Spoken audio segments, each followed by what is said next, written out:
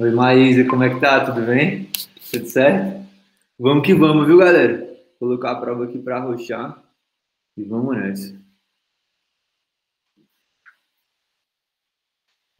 Manda mensagem para Giovanni também. E aí, galera, como é que vocês estão? Tranquilos? Uma boa? Vamos que vamos, viu? É isso aí. Vamos nessa.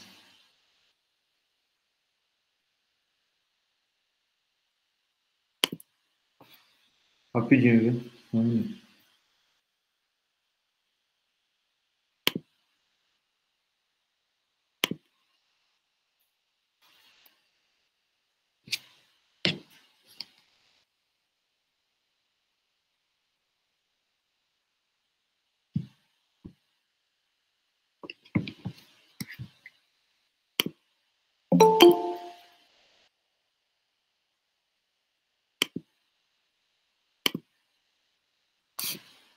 Então, bora lá, galera. Bora que bora.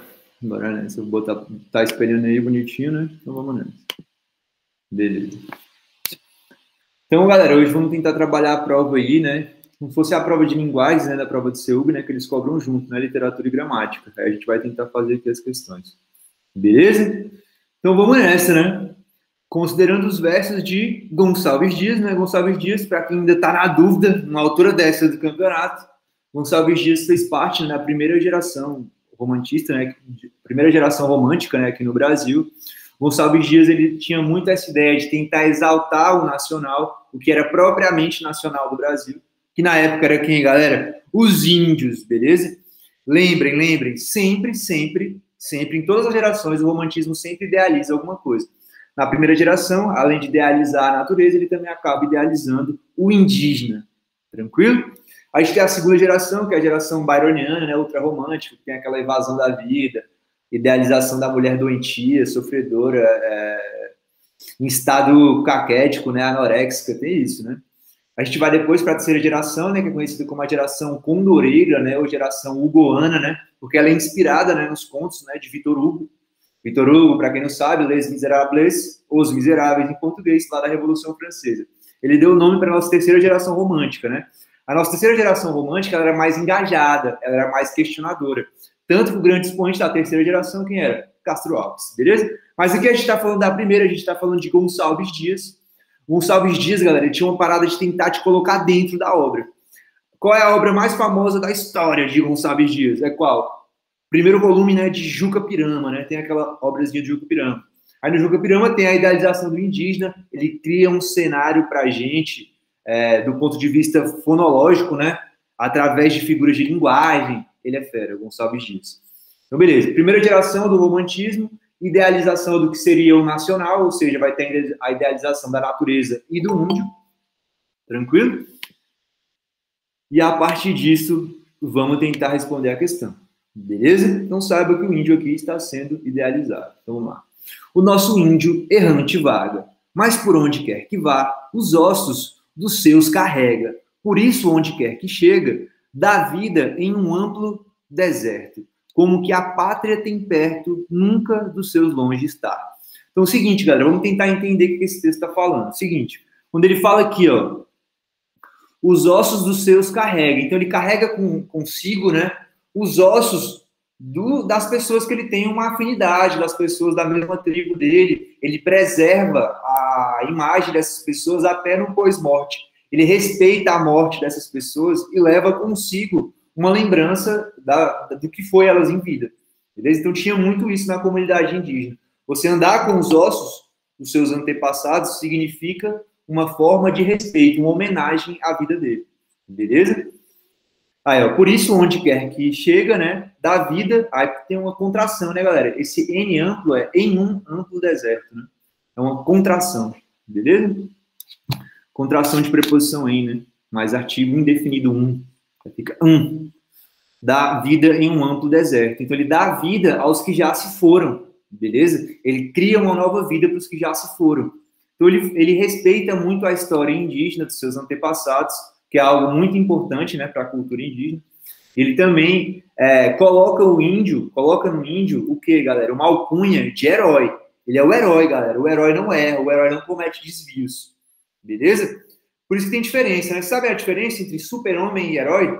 Porque o super-homem, galera, é uma pessoa que tem poderes acima do normal, acima do ser humano, do homem. Super-homem. Agora, o herói ele tem um caráter ilibado, ele não comete desvios, ele não é desonesto, ele não comete traições, o caráter dele é 100%, por isso que ele tem essa alcunha de herói, beleza? Então vamos nessa. Assim como na prosa de José de Alencar, na poesia de Gonçalves Dias, o índio é retratado. Como é que o índio é retratado? Vamos lá. Com um acentuado realismo, contribuindo para compor um discurso crítico das representações idealizadas do índio como herói nacional. Galera, realidade e idealização, saibam, são coisas totalmente opostas. Ou alguma coisa é real, ou alguma coisa é idealizada. Isso aí não é de hoje, viu, galera? Isso é desde a alegoria da caverna, do Platão, né? O mundo idealizado não era o mundo real. Tranquilo?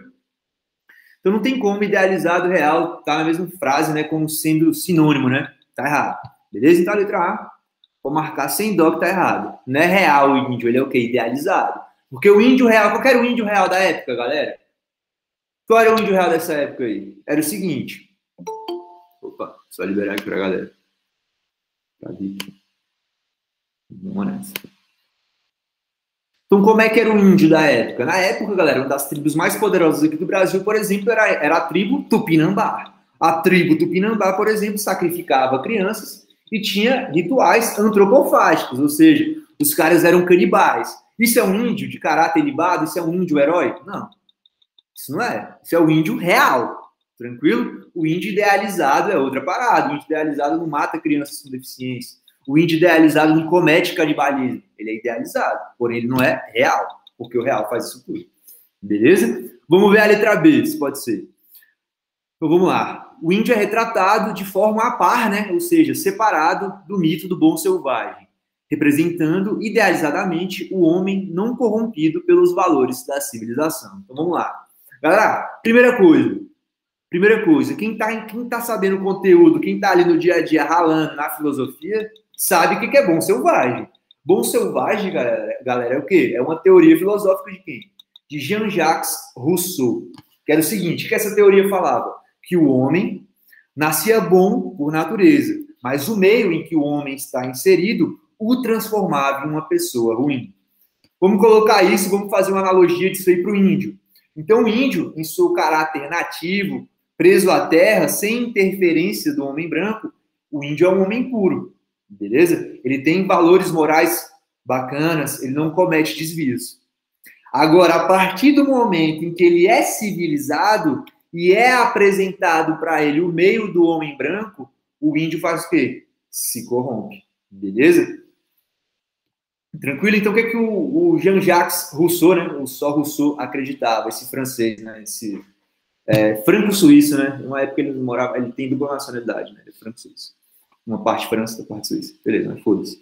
Seguinte, o que ele faz? O que ele quer dizer com isso? Ele quer dizer que a pessoa nasce boa por natureza, mas o mundo acaba mudando essa pessoa. É ou não é? Então vamos ver. Tipo assim, vamos colocar em brasileirês aqui para vocês, em PTBR, como é que seria? Aquela criança, galera, que tem os pais usuários de droga, cresce apanhando, mas ela é uma criança boa, ela tem os amiguinhos dela, ela gosta de brincar, de jogar uma bola, brincar de pique-esconde. Só que, pensa comigo, eu tô criado num meio que tem traficante, tem assassino, tem ladrão, quando eu crescer eu vou ser o quê? Qual que é a maior chance que eu tenho de ser quando eu crescer? A mesma coisa, ladrão, me envolver em criminalidade, a maior chance é essa, beleza?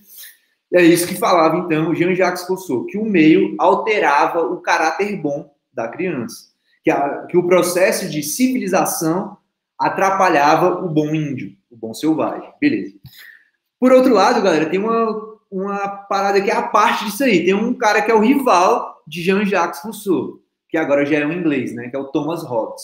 Thomas Hobbes ele fez uma teoria que a gente chama de teoria contratualista. O que ele falava nisso? Que o homem nasce mal por natureza.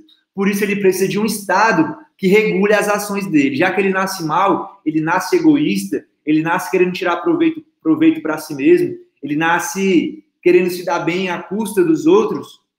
Então, esse cara, ele nasce de uma forma, ele nasce mal por natureza, então ele precisa de um Estado que fiscalize ele, para ele não roubar, para ele não matar, para ele não estuprar, para ele não assaltar, para ele não assediar. Ele precisa de um Estado que esteja regulando isso para ele. Essa é a teoria contratualista de Thomas Hobbes. É tipo assim, o homem nasce mal, né, galera, por natureza. Nasce ou não nasce? Vamos ver essa situação aqui. Não sei se vocês já viram. Tem aquela criancinha, bebezinha de 1 ano, bonitinha, os dentinhos faltando, assim, dá vontade de apertar e nada. Aí você vai lá, ai meu Deus, criança bonitinha. Você quer ir lá, né, ter uma interação, pá. Aí você vai lá dar um abraço na criança, o que a criança faz? Puf, dá um murro na tua cara. Aí depois você vai lá de novo, tentar dar um abraço na criança, pá, dá outro murro na tua cara. Vai lá de novo, ela cospe na tua cara. Então quer dizer o quê, né, galera? Que a criança, o quê? Realmente nasce má por natureza. E Thomas Hobbes está certo. Mas é zoeira, viu, galera? São só pontos de vista diferentes para vocês entenderem a teoria. O que é? Jean-Jacques Rousseau, bom selvagem. O que ele faz? O homem é bom por natureza, mas o meio em que ele está altera o seu comportamento. Beleza. Agora, quando a gente vai para a teoria contratualista, né, de Thomas Hobbes, o homem nasce mal por natureza, então ele precisa de um contrato, de uma lei que impeça ele de agir. Beleza? É isso. Então, está falando aqui que o índio idealizado por Gonçalves Dias é um índio que idealizado, né, que vive a par do mito do bom selvagem. O que é ser a par do mito do bom selvagem? É o seguinte, é aquele homem que nem com a influência do homem branco tentando transformar ele em outra coisa, ele não se corrompe, mesmo assim ele continua dando voz à cultura indígena, às características comportamentais do índio, ao modo de agir do índio. Então ele esquece as possíveis benesses que pode ter a atuação da civilização na vida dele. E ele se mantém como um selvagem, ele se mantém como um índio e ele se mantém com o caráter indígena, né? Respeitando a instituição indígena. Beleza? Tranquilo? Então, apesar de qualquer coisa, ele não muda. Apesar da catequização, apesar da civilização, ele se mantém indígena, com os valores indígenas. Tranquilo? Então, a resposta correta, galera, é realmente a letra B. Ele está a par do bom selvagem. O que é o bom selvagem? Quando vem para a civilização, ele muda. Esse cara não. Ele mesmo na civilização, ele se mantém ilibado. Ele mantém a sua conduta. Ele se mantém com o comportamento indígena. Tranquilo? Beleza? Letra B, então, é a resposta correta. Dúvidas, galera? Não, né? Tá de boas? Vamos continuar. Vamos ver porque as coisas estão erradas, né? Então, vamos lá. Letra C. Como um ser investido de poderes sobrenaturais, o que resulta da revalorização das epopeias da Antiguidade Clássica. Galera, não sei se vocês sabem, né? O que são as epopeias, né? Epopeia é aquela história do herói, né? Lá da Antiguidade Clássica, né? Tem várias epopeias, né? Na Idade Média também a gente vai ter epopeias, mas no clássico a gente fala demais em epopeias. A principal delas é qual? Ilíada e Odisseia, né? Vai narrar as aventuras de Ulisses, né? Um cara que passou por poucas e boas lá na Guerra de Troia. Depois a saga dele inteira para ele voltar para casa, lá em Odisseia, né? A Odisseia da volta de Ulisses para sua casa, para sua terra. Beleza? De volta para a sua terra, Ulisses. Então, ó, galera, a letra C tá errada, tá fazendo analogia a uma parada que não tem nada a ver, né? As epopeias da Antiguidade Clássica. Claro que não. A gente tá falando de um índio que, apesar de qualquer situação, ele não se corrompe, ele se mantém indígena, ele se mantém preso aos valores indígenas, tranquilo? Letra C tá errada, vamos ver a D. De forma caricatural e satírica, tendo em vista que está associada a uma compreensão ultrapassada de patriotismo. Galera, satirismo, caricatura, isso aí é mais tipo barroco do Gregório de Matos, né? O Boca do Inferno, né? Que era conhecido como satírico, caricato, né? Irônico, né? Aqui não, aqui ele tá falando a verdade, ele tá falando o que ele acha. Gonçalves Dias acredita que o índio deve ser idealizado, um índio que preserva pela sua terra, um índio que não se corrompe pelos valores do homem branco. Beleza? É isso que Gonçalves Dias acredita. Ele não tá sendo irônico, ele não tá querendo causar controvérsia nenhuma, ele tá falando o que ele acredita. Vamos ver a letra E. De modo a representar um símbolo de nacionalidade brasileira calcado na negação das influências portuguesas. Galera, essa aqui dá uma dúvida, né? Dá uma dúvida para saber se é a letra E ou se não é. Rapidinho, só liberar aqui. Essa aqui gera dúvida, né? Gera ou não gera? Calma, viu, galera? Calma. a gente vai falar de um símbolo, de uma nacionalidade propriamente brasileira, galera, só lá na frente, só lá no modernismo, só na Semana de Arte Moderna de 22. Aqui a gente está falando da cultura nativa, beleza? Da cultura nativa, do nativo, tranquilo? A nacionalidade brasileira, que é a mistura do nativo com o negro com o branco, só lá na frente, só lá na frente, só lá no modernismo, tranquilo? Beleza? Tá de boas? Então, a letra E está errada também, e a gente vai marcar como sendo a resposta da número 1, a letra B. Beleza? Tá de boa, família? Tá tranquilo? Deu para entender aí a questão número 1? Deu para ver certinho o que é a letra B? Entendeu o que é teoria contratualista e teoria do bom selvagem? Beleza, é isso que eu quero. Tranquilo, então vamos lá. A questão 1, a resposta acabou ficando a letra B. Galera, vocês vão perceber ao longo da prova que eu estou fazendo aqui que essa prova do seu de literatura, ela cobra mesmo os textos, né? Depois ela coloca uma questãozinha ou outra de gramática, mas uma gramática que não é tão difícil assim. Tranquilo? Vamos lá. Mas realmente tem que saber um pouco das obras, não tem jeito, você não vai conseguir fazer a maioria das questões. Então vamos lá. Leia o trecho do romance Memórias de um Sargento de Milícias, né? De Manuel Antônio de Almeida. Pra vocês terem ideia, Memórias de um Sargento de Milícias foi praticamente, né, a única obra, né, do Manuel Antônio de Almeida. Né? Manuel Antônio de Almeida é um cara massa. Ele fazia medicina e tal, né? Só que ele nunca gostou mesmo assim da medicina. Ele sempre teve uns trabalhos paralelos, né, ao longo do curso, né? Aí ele começou a ser jornalista, né? Aí trabalhando de jornalista, né, durante o curso de medicina, que desenvolveu nele esse amor aí pela literatura, né? Aí daí ele fez essas obras dele. A principal obra dele é essa aí, Memórias de um Sargento de Milícias, né? Praticamente a única obra dele publicada, né? Assim, em prosa grande, né, em livro, né? A única é essa. As outras são mais contos, né? Tem uns poemas e tal, mas são menorzinhos. Né? Ele fez também uns roteiros, né? Para peça teatral. Esse cara era fera. Aí aqui a gente tá falando de uma obra dele, né? Que é a Memória do Sargento de Milícias, né? Não sei se vocês já ouviram falar dessa obra, mas vou dar uma resumida aqui para vocês. É o seguinte, tem o Leonardo, né? O Leonardo mora com a mãe e com o pai dele, né? A mãe dele, Maria, e o pai dele, o Leonardo Pataca, né? Aí, beleza. A mãe dele, velho, o pessoal fala no livro, né? Que ela era uma mulher de vida fácil, né? Tipo assim, é foda, né? Preconceituoso, machista, falar isso, mas os caras falavam isso no livro. Tô só reproduzindo, né? Minha opinião, mas os caras tá falando. Beleza.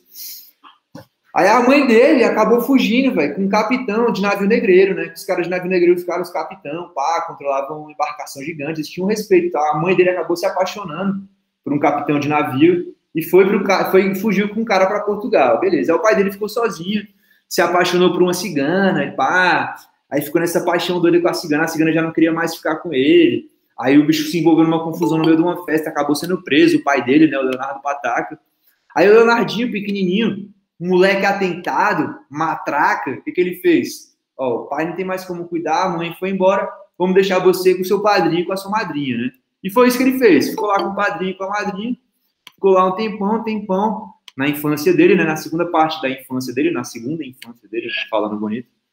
Aí ele ficava lá com a mãe dele, pá, numa boa, com os padrinhos dele, né, e o que ele fazia? Pá, aprontava de novo, aprontava, aí o que aconteceu?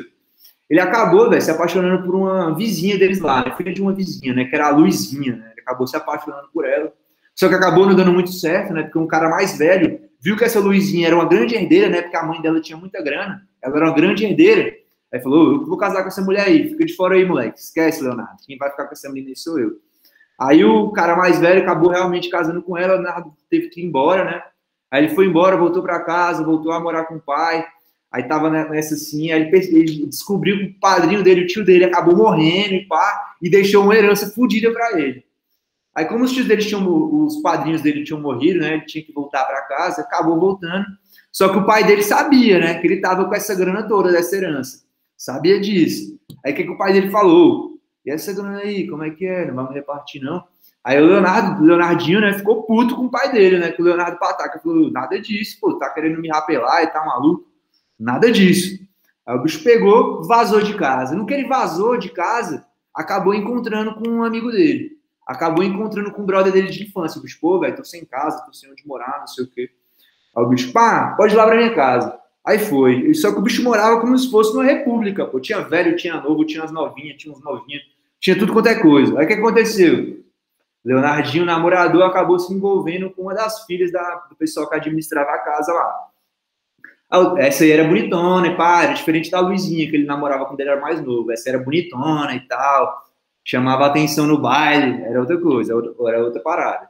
Aí, beleza. Leonardinho, velho, ficou se envolvendo com essa aí, até que não deu muito certo, eles acabaram realmente separando, né? E pá, brigaram, separaram.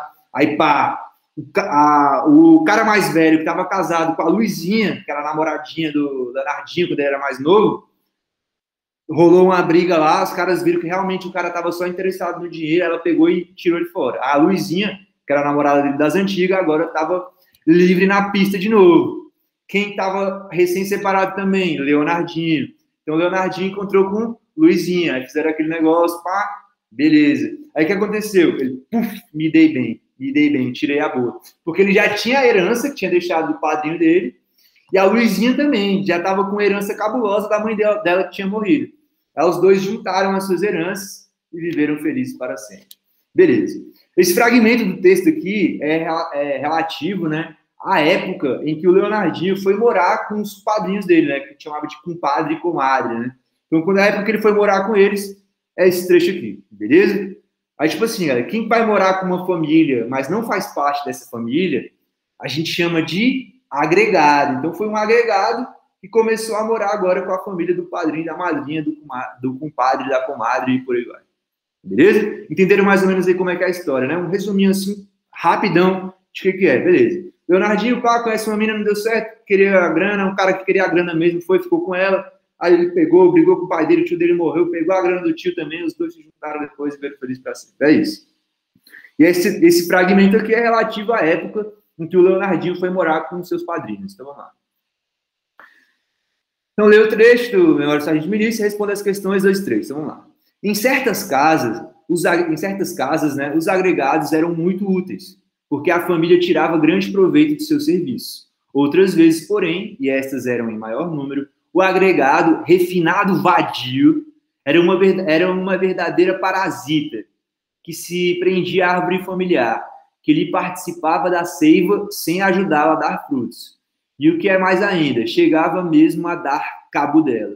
E o caso é que, apesar de tudo, se na primeira hipótese o esmagavam com o peso de 1000 exigências, se lhe batiam a cada passo com os favores na cara, se o filho mais velho da casa, por exemplo, o tomava por seu divertimento, e a menor e mais justa queixa, né, saltavam-lhe os pais em cima, tornando o partido de seu filho, né, tomando partido do lado do filho. No segundo, aturavam quanto desconforto havia com paciência de Marte, o agregado tornava-se quase rei em casa. Punha, dispunha, castigava os escravos, ralhava com os filhos, intervia, enfim, nos mais particulares negócios. Então, vamos lá. Questão 2. No trecho, o narrador apresenta as principais composições das famílias de elite com e sem agregados. Não, claro que não. Aqui ele está colocando para a gente diferentes perfis de agregado. Quais são esses perfis? Tem aquele agregado que é levado pela família e é colocado para trabalhar pela família, faz trabalho de caseiro, trabalha na horta, controla os animais, regula os escravos. Esse é um agregado que ajuda, beleza. Só que tem aquele agregado parasita, que só quer se dar bem, só quer comer de graça, só quer um lugar para dormir de graça, levanta, não arruma nem a cama, fica o dia inteiro no sofá lá jogando PlayStation. Esse aí ninguém quer. Então tem um agregado positivo e agregado negativo. O positivo é aquele que trabalha, que gera riqueza para a família. E o negativo é aquele que só dá despesa para a família. Tranquilo? Vamos lá. Então aqui não está falando da elite com e sem agregado. Não, tem agregado. Ou é agregado bom ou é agregado ruim. É isso que a gente quer saber. Então, letra B. As diferentes formas de se transformar um membro da família em agregado. É exatamente isso. Tem diferentes formas. Ou ele pode ser bom ou ele pode ser ruim. Ou a gente pode colocar ele para trabalhar para a gente, gerar riqueza para a gente. Ou a gente coloca ele para não fazer nada, ele vai gerar o que para a gente? Despesa. Tranquilo? Então, esses são os diferentes pontos que eu quero que vocês entendam. Tranquilo? Vamos nessa.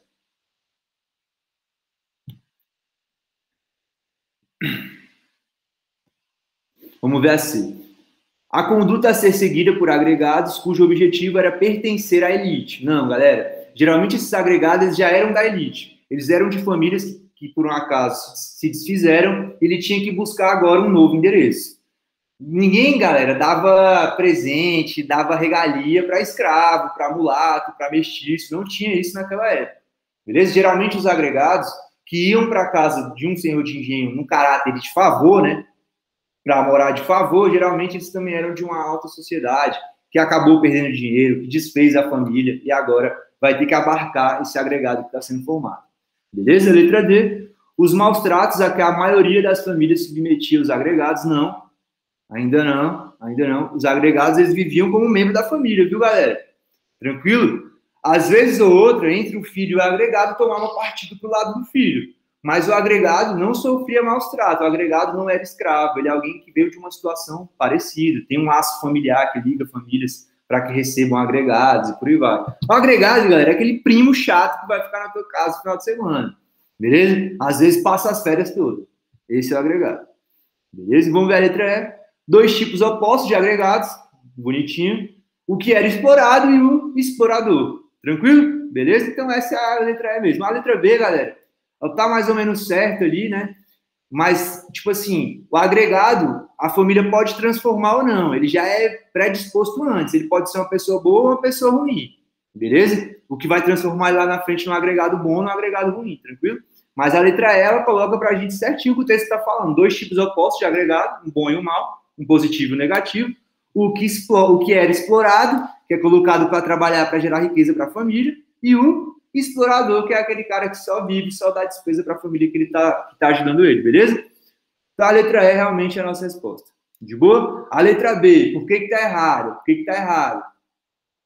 As diferentes formas de transformar um membro da família em agregado. Claro que não, um membro da família não vai virar agregado, ele é membro da família até o final. Beleza? De boa? Tranquilo? Então, A2, letra E. Beleza?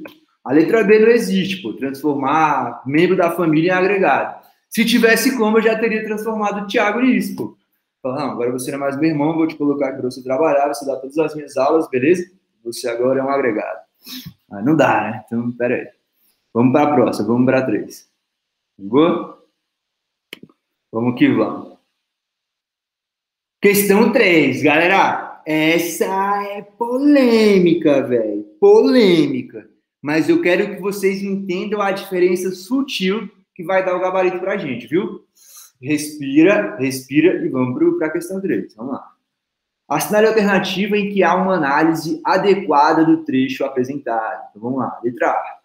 Em certas casas, os agregados eram muito úteis. O vocábulo destacado exprime noção de indefinição. Galera, certas. Ó lá. Certas. Gera indefinição? Gera. Porque apesar de você falar certas casas, certas coisas, certas pessoas, você não determina para mim. Vou colocar para vocês uma situação parecida. Beleza. Eu estava lá, né, uma situação hipotética. Eu estava lá na sala de aula, aí, pá, eu estava copiando o quadro, bonitinho, prestando atenção na minha aula, copiando. Foda-se o intervalo, vou copiar o que está no quadro. Dispensava o intervalo para copiar o que estava no quadro, pá. Aí chegavam os caras, só de sacanagem, lá e pá, apagava o quadro todinho, que eu tava lá no intervalo copiando. Apagava bem no finalzinho, que era onde eu tava. Aí beleza, os caras achavam que tava zoando, achavam que tava de brincadeira, achavam que ia levar uma boa. Só que eu sou rancoroso, tenho muita maldade no meu coração, e não guardei isso numa boa. Aí os caras foram falar comigo, e aí, Caio, tudo bem? Tudo bem, nada. Eu tô com raiva de certas pessoas. Beleza? Então, como é que foi? Eu não determinei que eram eles, apesar de eu saber que eram eles. Mas eu não determinei que eram eles. Eu falei, eu não tô com raiva de vocês. Eu tô com raiva de certas pessoas. Eu abri o universo. Eu criei uma imprecisão. Eu criei uma indefinição. Tranquilo? Então, os certos aí, quem são esses certos que eram muito úteis? Quem são? Sei lá. Beleza? Então, a letra A, aparentemente, está correta, realmente certa, está ligada a uma relação de indefinição. Beleza? Tô puto com certas pessoas. Eu não falo que pessoas são essas. Beleza? Minha namorada também fala muito, mas eu sempre sei que sou eu. Ela fala, tô com raiva de uma certa pessoa. Eu falo, aí tu não tá sendo imprecisa, você não tá indefinindo. É óbvio que eu sei que sou eu. Beleza? Então, tranquilo. Letra A, aparentemente, está certa. Vamos ver a B. Mas vocês perceberam, né? Minha namorada já tá no sentido mais irônico, né? tá ligado? Vocês já perceberam que tem uma ironia por trás. Beleza. Então vamos ver a letra B. Li participava da ceia sem ajudá-la a dar os frutos. Os vocábulos destacados são empregados em sentido próprio. Galera, seiva aqui está sendo feito no sentido próprio. Xilema, floema, seiva bruta, seiva elaborada. Esse é o sentido. Água mais glicose. Esse é o sentido de seiva nesse trecho aí? Claro que não. Seiva e frutos aqui estão em sentidos metafóricos. Tranquilo? Então, o que é participar da seiva sem ajudar a dar os frutos no sentido metafórico que está lá no texto? É o seguinte, o sentido metafórico, galera, conotativo, qual que era?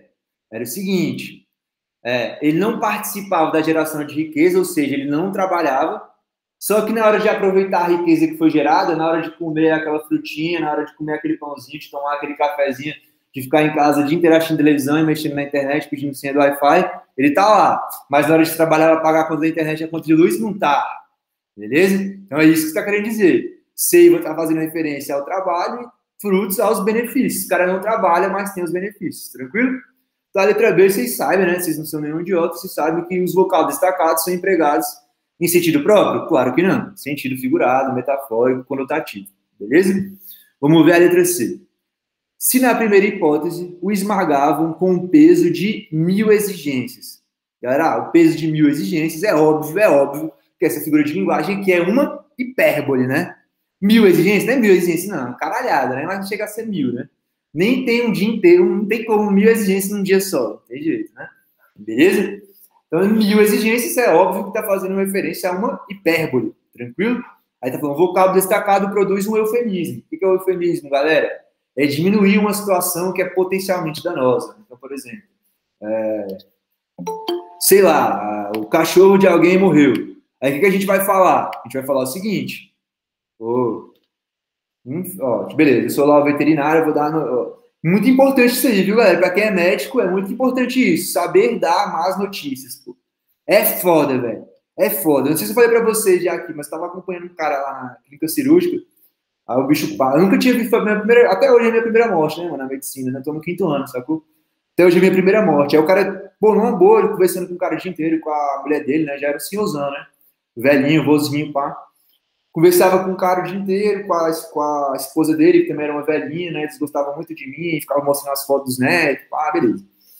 Aí, beleza, saí no final de semana, velho. O cara tava com uma pneumonia, vocês estão vendo aí como é que é agora no Covid, né? Rapidinho, velho, muda a quantidade do espaço pulmonar que tá ocupado, né? Então, tipo assim, você perde a capacidade de 25, depois 50, depois 60, 75, é rápido, é muito rápido.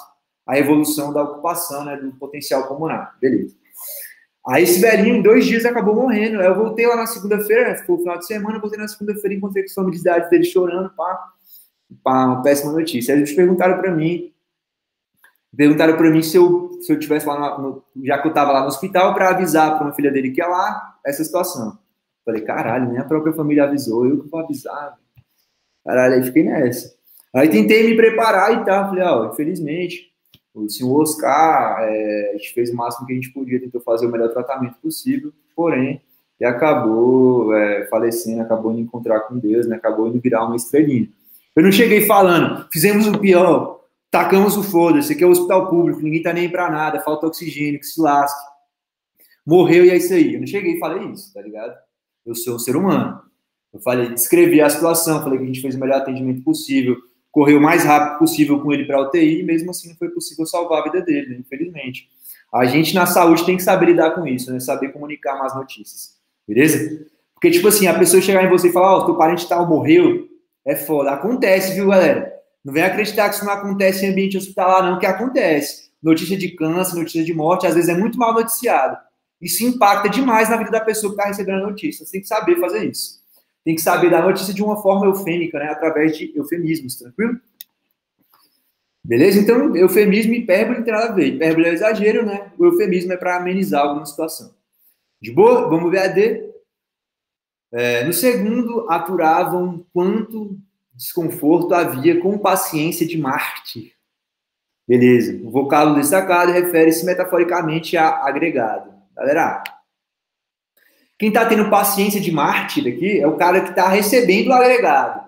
É o pai, a mãe de família, os filhos estão recebendo esse agregado, beleza? Eles estão tendo que ter a paciência de um cara que está lá só sugando, só parasitando e não fazendo nada. O que é o Marte, galera? O que é?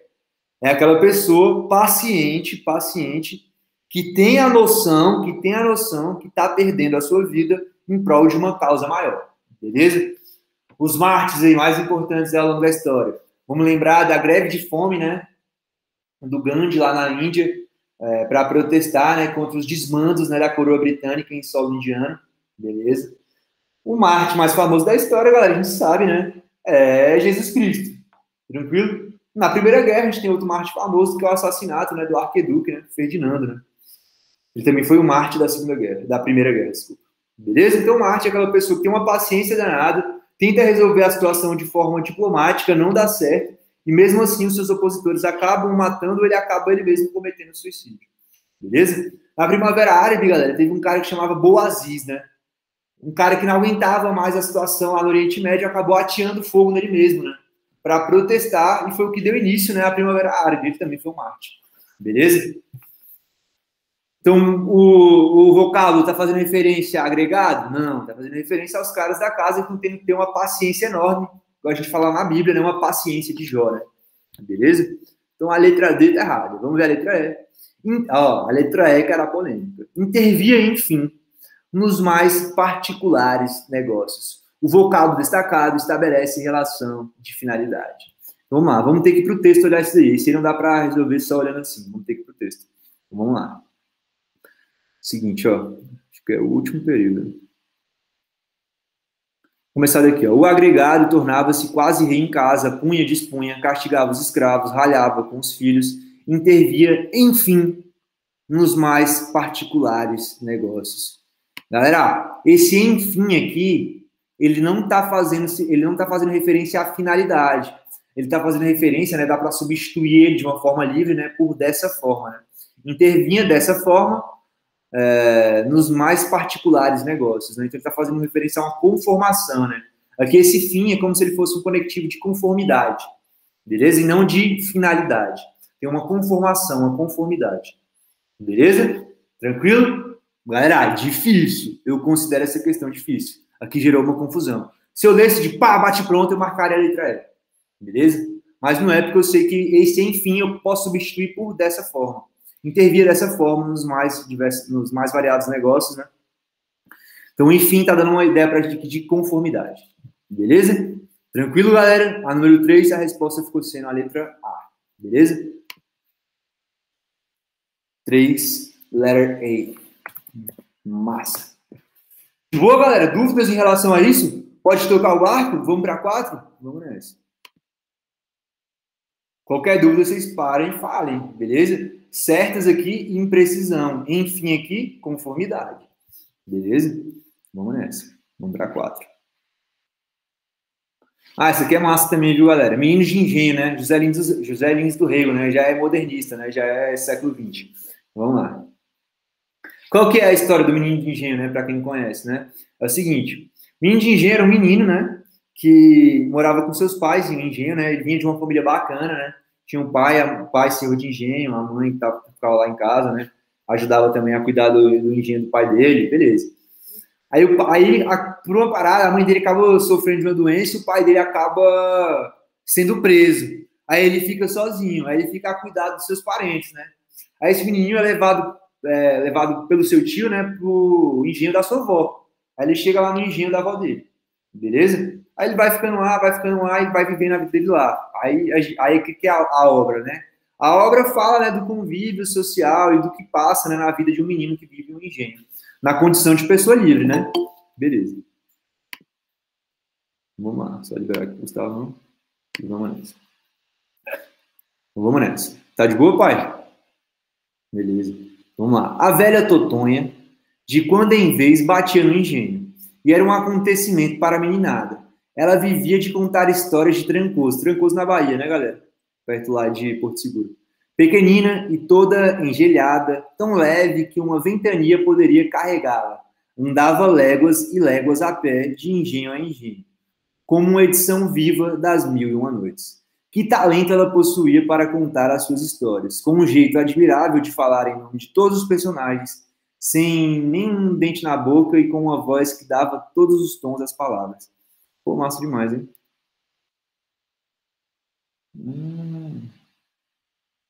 Ah, esse Trancoso aqui, galera, é um escritor português. Eu pensava que era tudo Engenho, né? Lá na Bahia, achava que era a cidade, tem nada a ver. Então, beleza. Trancoso aqui é o nome do senhor de Engenho. Beleza. Vamos lá. Questão 4. No trecho, a velha Totonha é descrita como? Vamos lá. Franzina, né? Magrinha, que realmente eles falaram, né? Aí, ó, falava que uma ventania poderia carregá-la, né? É tão magro que passa um vento e derruba. Então ela é muito magra, ela andava muito, né? Por isso que ela era bem magra. É bom, às vezes, tipo assim, o idoso geralmente ele vai perdendo massa muscular, né? Aí, preferencialmente, quando a gente vai fazer a anamnese, né, do idoso, é mais fácil de tratar um idoso mais magro, né? Porque o idoso, naturalmente, ele perde massa muscular. Se ele perde massa muscular, ou ele vira magro, ou ele ganha gordura, e essa gordura substitui a massa muscular, ele fica mais gordinho. Aí já é pior, porque ele já está mais suscetível, por exemplo, a doenças cardiovasculares, síndrome metabólica, né? Diabetes, hipertensão, dislipidemia. Então é importante saber isso. O idoso é melhor que ele seja magro. Beleza? Então vamos para a questão. Falando da franzina, né? Passava um vento e derrubava. A franzina é magra, viu, galera? Passava um vento e derrubava, mas ela contava boas histórias, né? Ela tinha uma dicção muito boa, apesar dela não ter o quê? Os dentes na boca, né? É foda, né? Antigamente o Brasil tinha muito isso, né? O Brasil Império, o Brasil Colônia, no começo da República, o Brasil ainda sofria com um problema de ser uma nação de desdentados, né? Ninguém praticamente tinha dente aqui no Brasil. Pode olhar aí, nossos avós, nossos pais, eles sempre têm algum problema dental, né? Porque não era comum no Brasil o pessoal tratar dente. E mesmo assim, eu tinha uma dicção muito boa. A gente sabe que os dentes, né, são importantes na fala, né? A transmissão da onda mecânica, né? Ela tem que ter o anteparo do dente para sair com fluência, né? Então, mesmo assim, ela contava exuberantes histórias. Ela era uma verdadeira contadora de histórias, de forma exímia. Tranquilo? Então, a resposta, galera, número 4, tá tranquilo, é a letra A. Beleza? Desajuizada, não tem nada a ver, obcecada por narrativas tradicionais enfadonhas, não, ela contava ótimas narrativas. A letra D, hábil em filosofar sobre a existência humana. Não, galera, ela era o quê? Uma narradora de histórias, entendeu? A gente chama no teatro, né, de storytelling, né, que é aquela pessoa que conta histórias, né, storyteller, né, aquela pessoa que conta histórias. A filosofia é diferente, né? A filosofia, ela faz um aprofundamento psicológico, ela deixa de ser uma narrativa, ela passa a ser uma descrição, beleza? A filosofia, principalmente a metafísica, né, ela é descritiva, ela não é narrativa, tranquilo? Ela não é storytelling, beleza? Então, galera, o que a gente já sabe? Que a D também está errada, vamos ver a letra E, destemida e conhecedora dos segredos dos moradores da região. Conhecia os segredos, mas não era isso que ela falava nas histórias dela. As histórias dela era mais para entreter a molecada, mas era uma história que pegava, ver a criancinha ia para casa à noite pensando na história que a velha Totonha contava. Beleza? Então a 4, galera, teve jeito. Letra A. 4, letra A. Vamos nessa. Vamos nessa. Vocês estão bem, galera? Vocês estão aí de boa aí? Tranquilo? Dúvidas? Pode tocar o barco? Vocês estão numa boa? Massa, né? Tá dando para pegar aí as dicas, né? Então vamos que vamos. Beleza, vamos nessa. Vamos para 5. Está em conformidade com as regras de concordância da norma padrão da língua portuguesa a seguinte frase, né, escrita a partir do texto. Então vamos lá. As histórias de Trancoso, né, que era um senhor de engenho, né, que Totonha costumava contar à meninada, causava comoção. Quer marcar o que tá? O que tá errado, galera, nessa letra A? Pelo amor de Deus, tá fácil, viu? Vai. Os caras estão errando em alguma coisa, vamos lá. As histórias de Trancoso que Totonha costumava contar à meninada causava comoção. As histórias, plural, terceira pessoa do plural, causavam comoção. As histórias, quem causava? Quem que era o agente da ação? Quem é o sujeito? Histórias, beleza? As histórias de Trancoso que Totonho costumava contar. Então, aqui, ó. Que Totonho costumava contar, tá isolado, beleza? Contar a meninada isolado. Então, as histórias causavam comoção, beleza? Tem como ser causava, né? Fica muito feio, fica errado, beleza? Faltou aí a concordância, né? Do pronome com o verbo, beleza? As histórias causavam comoção. Faltou um Mzinho aqui. Beleza? De boa, inteiro, porque o item A tá errado. Vamos ver. Vamos lá. Eram possíveis perceber o quanto. Eram possíveis perceber o quanto os garotos gostavam dela e a recebiam com carinho. É possível perceber, beleza? Eram possíveis. Quem estava percebendo não era a velha Totonha, não era ela sozinha. Então era possível que ela percebesse, né? Beleza. Eram possíveis perceber? Não, quem está percebendo é ela. Beleza, então a letra B está errada, vamos ver a C. Seu modo de narrar tinha um colorido todo especial de que se revestiam as palavras. Beleza. Ó, vamos lá, a C. O que poderia dar a dúvida aqui, galera? Se é isso ou se não é. O que, ó? Colocação pronominal, beleza? Aqui a gente vai ter uma partícula atrativa, né? Que é o quê? Então ele vai atrair o C para perto dele, né? O que, galera? Como se fosse um conectivo, um pronome indefinido, ele geralmente atrai, beleza? Aí ele pegou e atraiu o C para perto dele, né? Aí tranquilo, aí fica certinho. Que se revestiam as palavras. Eu não poderia colocar, por exemplo, que revestiam-se as palavras, então estaria errado, porque eu inverteria a ordem do pronome, tranquilo? O que aqui é uma partícula atrativa, tranquilo? Então a letra C é a nossa resposta. De boa? Vamos ver a letra D. Era natural que seu modo peculiar de contar as histórias despertasse, né? O modo peculiar, né? O modo peculiar despertasse, né? Despertasse está fazendo referência a modo peculiar e não a histórias, tranquilo? Então, ó, era natural que seu modo peculiar de contar histórias despertasse, beleza? Modo peculiar despertasse nos garotos curiosidade, beleza? Tá errado aqui porque ele colocou dessa vez o N. Tranquilo? Letra D errado, vamos ver a letra E. Detentor de um vasto repertório de histórias, a velha Totonha divertia os meninos do engenho, né? Então é detentora, feminino, né? Porque é a velha Totonha, né? Então tem que concordar aqui com o gênero, né? É detentora, beleza? O adjetivo aqui teria que concordar com o gênero de velha Totonha. Beleza? Tranquilo? Detentora de um vasto repertório de histórias, a velha Totonha divertia os meninos do engenho. Tranquilo? De boa?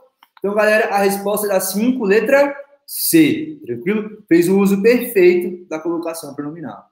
Ele pegou aqui uma que seria uma possível ênclise e transformou em próclise. Beleza? Tranquilo? Letra C. 5C. Causável, né? É foda. Ô, tô apanhando agora, velho, na minha gramática do dia a dia, sabe com o quê, velho? Com os pronomes neutros, né? É foda, velho. Tem que falar ex-alunos, né? Tem que usar os pronomes neutros, né? Tô tentando aprender, tá ligado? É foda, mas eu vou chegar lá. Vamos nessa, vamos pra 6. Vamos lá. A 6 é de Guimarães. Opa! A 6 é de Guimarães Rosa, viu, galera? O item 6 e 7 é Guimarães Rosa. Aí é, tipo, uma das obras mais famosas dele, né? Primeiras Histórias, né? Tem vários contos, né? E aqui é o conto do Nenhum e Nenhuma, beleza? Vamos lá. A moça e o moço, quando entre si passavam-se em um bebido olhar, diferente do dos outros, irradiava em ambos um modo igual, parecido. Eles olhavam um para o outro como os passarinhos ouvidos de repente a cantar. As árvores pé ante pé, as nuvens desconcertadas, como do assoprado das cinzas a esplendição das brasas. Eles se olhavam para não distância, estiadamente, sem saberes, sem caso. Vocês já ouviram falar, galera, dessa história, dessas primeiras histórias, né? Principalmente desse conto aí, Nenhum e Nenhuma, né? É mais ou menos assim, é um cara que vai morar na casa de uma família, né? Nessa família tem os filhos, né? O filho tá com a namoradinha e tal, eles são mó namorados e pá, estão naquele clima romântico, né? Apaixonados, né? Namoro, início de namoro, né? Aquela parada, tá ligado? Aquele amor, aquele grude, fomos feitos um para o outro, e é isso. Beleza? Aí um cara de fora, de forma cética, olhando essa cena do casalzinho apaixonado. Beleza? Então tem um cara aqui de fora, cético, olhando para a cena do casal apaixonado. Ai, meu amor, coisinha fofa, né? Ah, não sei o quê. É ridículo, né? Para quem tá vendo de fora, a gente sabe que é ridículo. Mas eu só consigo falar com meu namorado assim, eu não consigo falar de boa. Se eu falar de outro jeito, ela acha que eu tô brigando com ela. Então sempre falo desse jeitinho. Beleza. Vamos para a questão 6. No contexto, as expressões sublinhadas dão ênfase para. Vamos lá. As expressões sublinhadas, né? Quando entre si passavam-se um embebido olhar diferente dos outros. Então, o olhar que eles tinham um pelo outro era um olhar diferente, né? É diferente do olhar que as outras pessoas tinham. Era um olhar próprio daquele casal, da conexão que eles tinham, né? Um com o outro. Vamos lá. Então, no contexto, né, as expressões sublinhadas, né, entre si, um para o outro, e se, fazem referência ao quê? Dão ênfase para o quê? Vamos lá. Então, vamos lá. O componente dissertativo do discurso narrativo, né? Não, né? Não é o componente dissertativo, né? Que não tem muita dissertação nessa situação, né? É só mais a narrativa, né? Ele não explica muita coisa, sacou? Ele só descreve o que ele está vendo. É mais uma descrição, não tem argumentação, não tem a hipótese que é oferecida, um ponto de vista que tá sendo dado para a gente. Não, claro que não. Aqui ele só faz uma narração da cena. A moça e o moço, quando em si passavam, um olhar diferente que eles tinham, radiava em todos os lados. Eles olhavam para outro como se fosse passarinho, né? O Victor, ele narra para a gente uma situação e ele dá para a gente o ponto de vista que ele tem dessa situação, mas de forma narrada, né? Ele não se interfere muito, ele não faz muito julgamento de valor. Beleza? Ele só descreve. Descreve de uma forma exagerada, um amor que pega fogo, não sei o quê. De forma exagerada, com muita metáfora, muita figura de linguagem, sim, mas é uma descrição, beleza? Aumentou, mas não mentiu, beleza? Aumentou, mas é isso aí. Vamos lá. Vamos ver a letra B. O uso de uma variante popular e regional do português. Não, né, galera? Achei aqui até que ele foi, assim, bem... Achei que ele usou bem a norma padrão mesmo, entendeu? Não vi muita regionalidade, não tem muita regionalidade, não tem muita coloquialidade, né? Palavras coloquiais, realmente não tem. Ele criou aqui no finalzinho o neologismo, né? Que é esse aqui, ó, não distância, né? Não distância não existe, né? Eles se olhavam para não distância, isso aí não existe, entendeu? Isso é um neologismo. Ele tentou dizer como se eles se olhavam de forma muito próxima, né? Sem olhar para o lado, sem criar falsas expectativas. Ele olhava um para o outro e era isso. Entendeu? Um olhar que conectava mesmo. Esquecia tudo que estava ao redor. Era um olhar que não tinha distância, era muito próximo. Não levava em consideração o que o pai dizia sobre o relacionamento, o que a mãe dizia sobre o relacionamento. Era um olhar que não tinha distância. O relacionamento pertencia só aos dois, beleza? Bonito pra caralho. Beleza, vamos ver a letra C. Vamos ver a letra C. A subjetividade do narrador que conta uma experiência pessoal, era claro que não. Ele aumentou, beleza, ele colocou uma descrição cabulosa, aumentada, sim. Porém, ele não mentiu, porém, ele não fez alterações. Ele só descreveu. Não teve um fator subjetivo, ele não pegou e colocou para ele. Isso que não é a experiência pessoal dele. Ele está olhando uma experiência de fora, como um terceiro. Beleza? Letra C errada. Vamos para D. A descrição de um ambiente povoado por diversas personagens. Não, né? Só tem eles dois e o voyeur lá olhando, né? O taradão lá olhando. Então, pera, tem vários personagens, diversos personagens. Não. Um casal e um cara olhando. Beleza? D tá errado, vamos ver a letra E. A reciprocidade estabelecida entre os personagens. Galera, a conexão muito forte que eles tinham, né? A parada de um ter ao outro, né? Um para o outro, um ser feito para o outro. Eles se olhavam como se não houvesse distância. Tudo isso aqui, galera, marca o quê? Reciprocidade, beleza? Entre si. Ok? Tudo aqui é como se fosse pronome reflexivo, né, galera? Ser, pronome reflexivo, um para o outro. Como se... Eles se olhavam, pronome reflexivo, entendeu? Tudo é como se fosse pronome reflexivo. É uma ação que reflete para os dois. Tipo, cortou o seu próprio dedo, abraçou a sua mãe também te abraça de volta, entendeu? São atos de reciprocidade. Apertou a mão de todo mundo que estava na reunião. Apertei a mão do cara e o cara apertou a minha, reciprocidade, beleza? O casal tá lá um pelo outro, entre si. Eles se olham, um olha para o outro, beleza? Tranquilo? Então, galera, questão 6, mole, letra E. Vamos nessa. 6, mole, letra E. De boa? Vamos para 7. Vamos que vamos. 7. Condizente com o estilo de Guimarães Rosa, verifica-se no trecho. Vamos lá, letra A. Vamos que vamos. O descaso com a norma padrão, presente em radiava em ambos um modo igual, parecido. Era que ele colocou igual e parecido como sendo sinônimos, né? Só que, na verdade, foi uma gradação, né? No começo, eles se olhavam de forma que era o quê? Igual. Aí já perdeu um pouquinho isso e começaram a se olhar de forma parecida, como se fosse uma gradação. Saindo do igual que está lá em cima para ir para o parecido que está um pouco abaixo, tranquilo? Mas aqui, no caso, no texto, ele usou como forma de sinônimo, né? Igual e parecido. Tranquilo? Quer dizer que está fora da norma padrão? Não, viu, galera? Não está não, tá certinho. O que quer furar a norma padrão? É erro de ortografia, erro de acentuação, vírgula, colocação pronominal, palavras coloquiais, gírias, isso aí é sair da norma padrão, aqui não. Beleza? Errar concordância, errar regência, isso aí é sair da norma padrão, aqui não teve nada disso. Ele só atribuiu novos significados para uma mesma coisa, tranquilo? Então, não tem nada a ver. Aqui não é fora da norma padrão, não. Vamos ver a letra B. O emprego de construções neológicas, né, o tal dos neologismos, né, presente em não distância. Já falei para vocês, é isso mesmo, viu? Ausência de distância. Ele criou um neologismo que chama não distância. Não existe isso na língua portuguesa, mas foi criado aí por Guimarães Rosa, como se fosse um neologismo, tranquilo? Nossa resposta aparentemente é a B. Vamos ver a C. A descrição realista da natureza presente em as árvores pé ante pé, as nuvens desconcertadas. Não, né, galera? A gente tem claramente o quê? Uma prosopopeia, né? A nuvem está desconcertada, ela está incomodada, né? Ficou sem jeito a nuvem. Isso é um sentimento, né? Um comportamento de quê? De uma pessoa. A nuvem faz parte do ambiente, mas tem nada a ver com a pessoa, beleza? A nuvem agora foi alçada a um comportamento parecido com o de uma pessoa, beleza? Por isso aí a prosopopeia, a personificação. Tranquilo? De boa? Então, nada a ver. Não tem como falar que está sendo realista, estou usando uma prosopopeia, uma personificação, uma figura de linguagem. Eu não estou sendo realista, eu estou idealizando um comportamento, uma situação.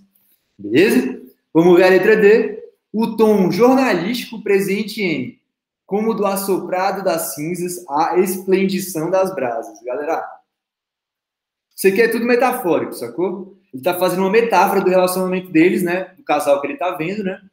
Com a esplendição das brasas, com o assoprado das cinzas. Então, é uma metáfora. Tranquilo? Texto jornalístico, quando você está lendo lá o G1. Ah, o Bolsonaro fala que não quer vacina. Tem metáfora nessa porra? Tem não. Tem não. Texto jornalístico é o quê? Objetivo, conciso. Beleza? Ele tem que te passar uma ideia real do que são as coisas. Tranquilo? Então, a letra D está errada porque texto jornalístico não tem metáfora. Vamos ver a letra E. O humor irônico, né, presente. Eles olhavam um para o outro. Ele não está usando de ironia, de humor aqui, não. Ele está escrevendo uma situação. Ele realmente foi impressionado com o amor que existia entre os dois, né? Com essa paixão que tinha entre os dois. A forma como um olhava para o outro. Ele ficou impressionado. Esse sentimento dele de ter achado algo que ele nunca tinha visto antes. E esse sim, o fato de ele ter ficado impressionado que o texto quis mostrar para a gente. Não que ele estivesse usando uma ironia. Então não tem nada de humor irônico aqui, não. Ele falou o que ele viu, o sentimento que ele teve daquela situação. Tranquilo? Então a letra E também está errada, nossa resposta acabou ficando mesmo da 7, a letra B de bola. Tranquilo? Vou colocar aqui pra gente. A 7 acabou ficando a nossa letra B de bola. Então beleza, viu, galera? É isso, por hoje acabou. O que eu quero que vocês façam? A prova tá chegando aí, já tá batendo na porta. Tem que pegar, dar uma olhadinha no edital deles lá, ver os principais autores, né, que eles cobram, dar pelo menos uma olhadinha nos resumos, né, para vocês conseguirem fazer as questões, né. Se já tiver uma ideia prévia de que seja o texto que você está lendo, facilita demais na hora de resolver as questões. As que a gente fez aqui hoje, dava para fazer, né, sem saber a história prévia, né, dava para saber, mas sabendo ficava muito mais fácil. Tranquilo?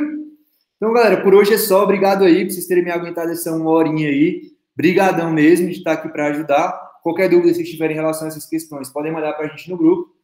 E até mais, viu? Até a próxima aula, beleza? Brigadão, bom resto de noite aí para vocês. Tamo junto. Valeu, viu, galera?